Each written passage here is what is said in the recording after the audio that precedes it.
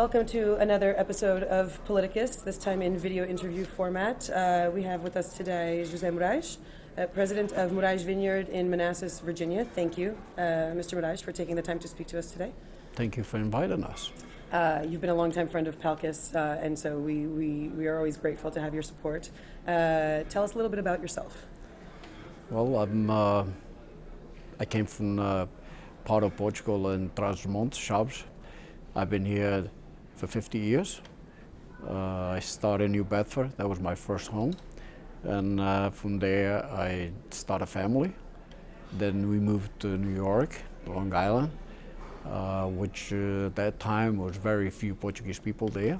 We started a construction company there, and we also member number 2 of the Portuguese community in Long Island, Farmville. Then in Farmville, the economy went down a little bit in the 80s, 70s, and we moved to Virginia, and we started another company, a few other companies, and we went back to Portugal, come back here to the States 35 years ago, and we started another community center there. Then about 9 years ago, we decided, we're still in the construction business, but we decided to start up Morais Vineyards. It's been a good success. It's different, it's an enjoyment. And every time you create something from scratch, and that's when every time we put a wine in the market, wins medals, so I can ask for nothing better. So the proof is in the pudding, right? Clearly you're good at what you do. We have a family, husband and wife, that came from Portugal as a young kid from school, finished school, and he's been with us for 7 years, and every wine that he produced for 7 years, it's been awarded with medals all over the United States, not just in the Washington area, but all over the United States.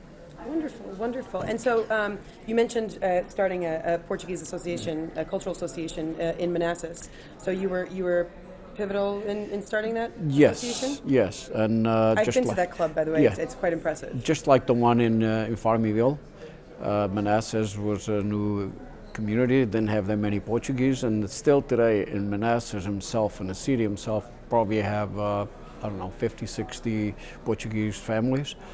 But in the surroundings we have over 12,000 Portuguese descendants. So it's a very nice community, and by saying that, we're going to have the opportunity to see our president, Marcelo Rebelo de Sousa, is going to be with us next week. So, which is an honor to receive him in our community center. Yes, it should be a high point in the history of the club already before it even happens. Just knowing that it's going to happen is very exciting. Congratulations on that. Thank you, and everybody's excited. All communities are excited to have him there. Quite an achievement, quite an achievement. So, because you've been so involved in various Portuguese communities, first in Farmingville, and you know that there's a large community also in New Bedford, and now in Manassas, and you're clearly a community figure. I'm sure you're a very known face.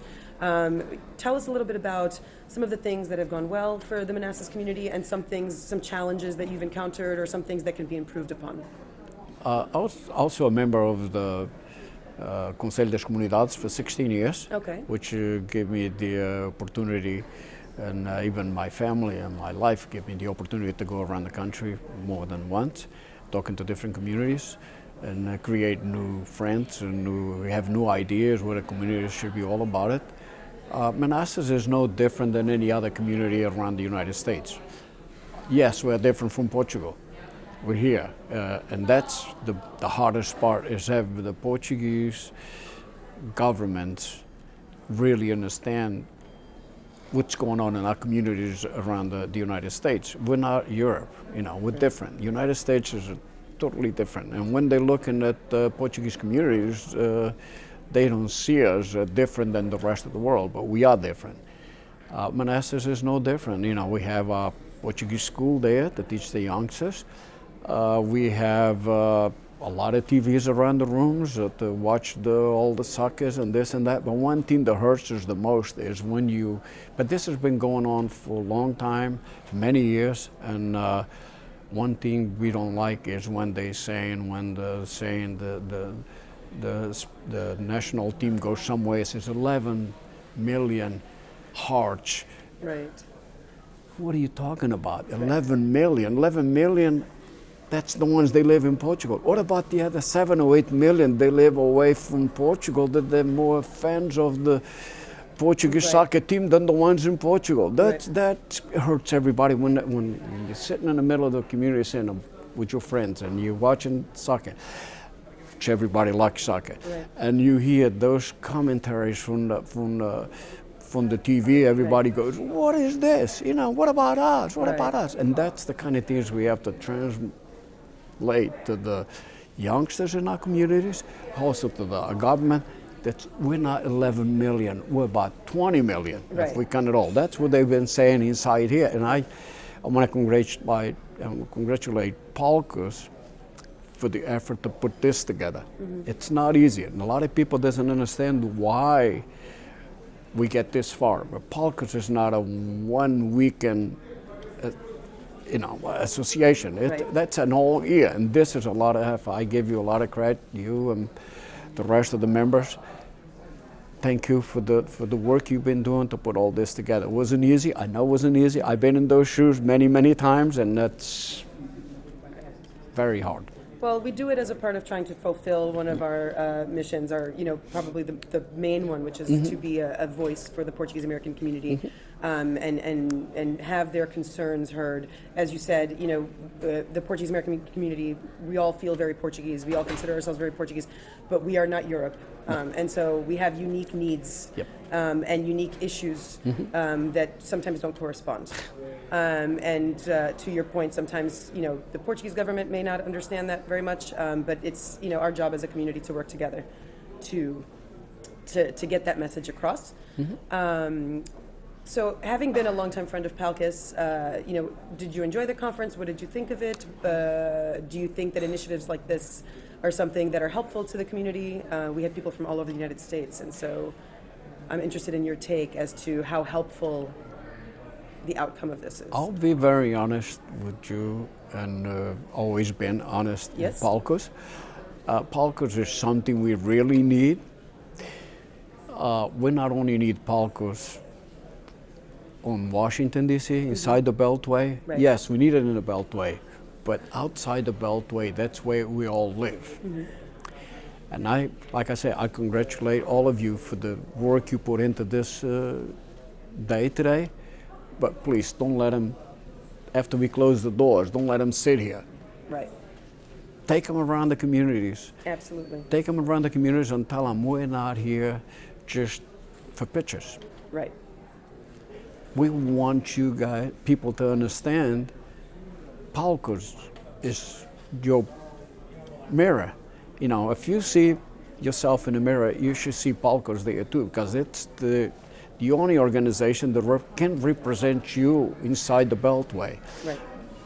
And I think if we can do that, if we can transmit that message to the communities, I think PALCUS will go a long way. And it's been one of my fights for years is let's put some power behind PALCUS.